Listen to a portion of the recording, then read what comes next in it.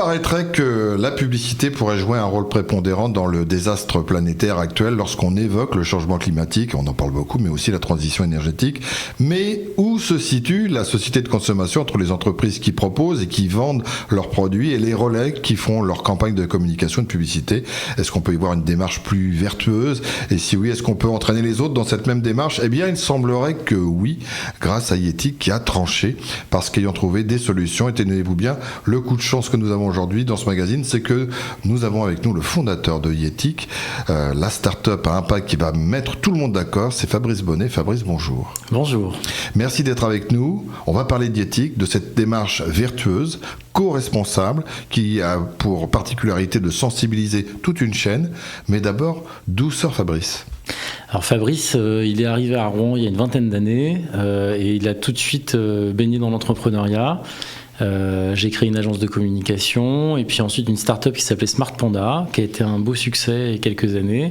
Et à la suite de cette start-up, quand je l'ai vendue à un grand groupe industriel, j'ai un peu eu une remise en question fondamentale sur le sens de mon action en tant que chef d'entreprise.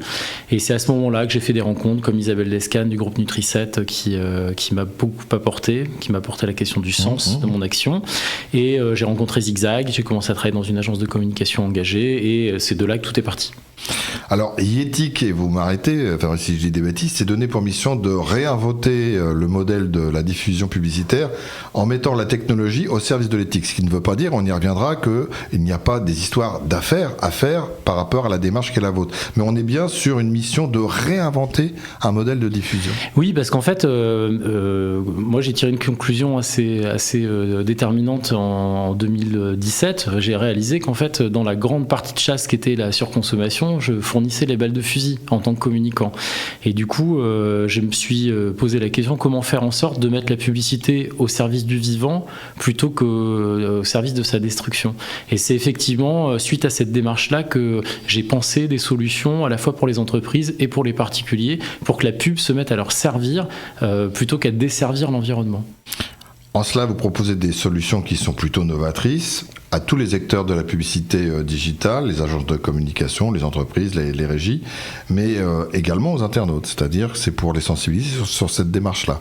Oui, en fait, ce qu'on s'est dit, c'est que pour toute la chaîne de valeur, pour qu'on puisse faire de la publicité un outil un peu éthique, il fallait qu'on ait des entreprises qui soient éthiques, qui produisent des services et des produits un peu plus durables, qu'on fasse une communication de qualité, c'est-à-dire qu'on arrête de dire n'importe quoi dans les pubs et qu'on les diffuse de façon responsable. Et tout ça, c'est dans une solution qui s'appelle le Yeti Ad Manager et qui a mis à disposition des agences de com et des annonceurs. Mais les personnes qui travaillent avec nous financent une extension de navigateur qui est gratuite pour les internautes, qui, elle, fait apparaître une note d'impact à chaque fois qu'un internaute reçoit une publicité sur Internet. On peut parler d'une charte en quelque sorte, une charte des bonnes pratiques que vous proposez, que vous allez décliner en fonction à la fois de vos partenaires mais aussi des clients ? Oui, en fait, quand un annonceur ou une agence de communication s'inscrit sur notre plateforme, elle signe une charte à l'inscription de bonnes pratiques qui respecte les engagements demandés par l'ADEME et toutes les organisations qui gèrent un peu la publicité.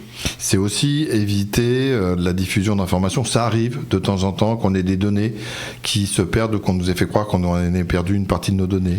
Alors c'est en tout cas faire en sorte que la publicité arrête d'exploiter des données qui sont volées aux utilisateurs et c'est surtout arrêter le matraquage parce qu'on est tous victimes quand on va sur internet d'un matraquage publicitaire, que ce soit le retargeting, les vidéos intempestives sur YouTube et j'en passe.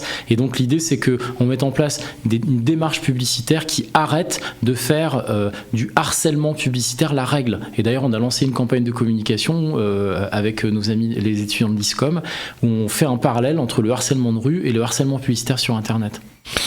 Est-ce qu'il y a une offre digitale typique sur laquelle vous allez vous investir et proposer pour qu'on ait un nouveau modèle publicitaire ou est-ce que c'est différent en fonction des clients ou des partenaires avec lesquels vous allez travailler ? Alors nous on propose une solution SaaS, c'est-à-dire une solution client-serveur sur Internet, une pour les agences de communication qui sont un peu expertes et une autre qui est vraiment simplifiée pour les commerçants, les petites entreprises. On s'intéresse plutôt aux petites structures parce qu'on pense que c'est ce qui va constituer l'avenir de l'économie et on leur donne des solutions accessible pour pouvoir aller faire en un seul endroit de la publicité sur Google, LinkedIn, Meta, etc. s'intéresser et j'allais dire à faire une démarche en direction des plus petites entreprises, je le comprends bien. C'est plus compliqué par rapport à des grands groupes qui ont parfois des démarches où on voit qu'il y a bien marqué RSE dans leur cahier des charges, mais que de temps en temps on cherche où effectivement ils appliquent cette. Alors oui, là vous mettez le doigt un peu là où ça fait mal, c'est qu'en fait la RSE et toutes les démarches aujourd'hui des grandes entreprises sont quasiment systématiquement du greenwashing. Alors évidemment, il y en a vraiment qui sont investis, mais c'est souvent des services et c'est pas la totalité de la structure. Et nous, comme en plus on va donner un score, on va chercher des datas sur les entreprises et on trouve des choses.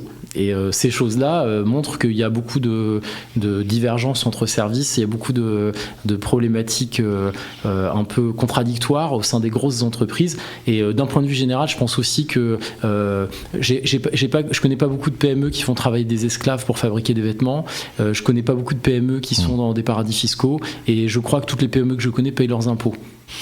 Vous sourcez ce que vous faites, et c'est ce que vous appelez le marketing de la preuve, c'est-à-dire de pouvoir justifier des retours, parce que à la limite, c'est même pas la limite, ce que vous entreprenez peut servir les PME, les TPE, mais aussi les grandes entreprises. Oui, en fait, moi je pense que la communication, le monde de la publicité va changer, qu'on va arrêter de faire de la publicité pour tout et n'importe quoi, et surtout je pense que les consommateurs vont demander des preuves aux marques, aux entreprises, arrêter d'acheter des chaussures fabriquées à l'autre bout du monde par des enfants qui travaillent 15 heures par jour, et demander aux entreprises de faire la preuve de ce qu'elles annoncent dans leur communication et dans leur publicité. Et j'appelle ça le marketing de la preuve, et je pense que c'est l'avenir de la communication. Fabrice, on est entre nous, il y a pas mal de gens qui nous regardent et nous écoutent, mais est-ce que c'est risqué une démarche comme la vôtre ? C'est-à-dire qu'à la fois vous vous placez entre un client, qui peut être un gros client ou un client moins important, et puis le consommateur. Et vous leur dites, voilà, nous on fonctionne comme ça, on a une démarche, on a des valeurs, on est éco-responsable, et on risque de ne pas vous accompagner si vous ne rentrez pas dans notre charte. Est-ce que c'est pas un peu risqué quand on est dans une chaîne de marketing et publicitaire ? Alors en fait, ça dépend comment on projette l'avenir de l'humanité, de l'économie. Si effectivement on pense à l'économie telle qu'elle existe aujourd'hui, ce serait suicidaire. Sauf que si on est un peu réaliste, on voit bien que l'économie de demain va pas être la même que celle d'aujourd'hui. Et donc en fait, c'est pas du tout risqué, c'est innovant, c'est futuriste, et c'est, je pense, ce qui va transformer le monde de la publicité. On sera obligé de faire ça. Travail de sensibilisation auprès, j'allais dire, de vos équipes, bien évidemment, et de ceux qui vont venir vous rejoindre, mais sensibilisation et communication autour de ceux que vous allez accompagner, parce que parfois, et ce n'est pas volontaire de leur part, il y a quelque part dans leur démarche quelque chose qui ne va pas.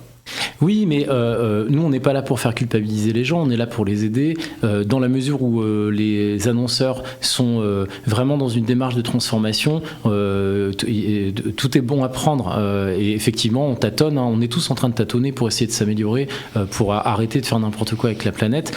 Ce qui est sûr, c'est que il y a je pense, des personnes qui sont pleines de bonne volonté, qui savent pas faire. Et nous, on n'est pas non plus un outil de transformation des modèles de production. On est juste on propose juste des solutions pour accompagner vers un marketing plus durable et plus responsable. Pour mener à point vos solutions, même si c'est pas le nerf de la guerre, il faut de l'argent, et vous proposez une levée de fonds. Oui, alors pourquoi ? Oui, effectivement. Alors parce qu'on a déjà mis un peu de sous avec les associés historiques de Yeti, qu'on a des partenariats forts avec les collectivités territoriales. On peut parler notamment de la BPI qui nous tient fortement, la région Normandie évidemment. Mais là, on a livré nos produits, on va rentrer dans une phase d'accélération et on a besoin de fonds parce qu'on fabrique des intelligences artificielles pour aller chercher les données des entreprises, parce qu'il y a beaucoup de technologies, il faut du personnel, et effectivement, c'est de l'internet, ça sollicite des moyens et on a besoin de les financer. Donc on a effectivement en ce moment une levée de fonds qui est en cours, et on va chercher quelques 200 000 euros auprès d'investisseurs business angel, et ensuite on a des soutiens des différentes banques et collectivités. Comment on fait pratico-pratique pour vous aider ? En diffusant ces informations, en expliquant ce qu'on essaie de faire. Il n'y a pas un site sur lequel on peut ensuite, aller. Il suffit d'aller sur le site yetic.org, et là, vous aurez toutes les coordonnées. Mais après, il y a aussi LinkedIn. Voilà, les investisseurs sont les bienvenus. Ils peuvent nous contacter sans problème.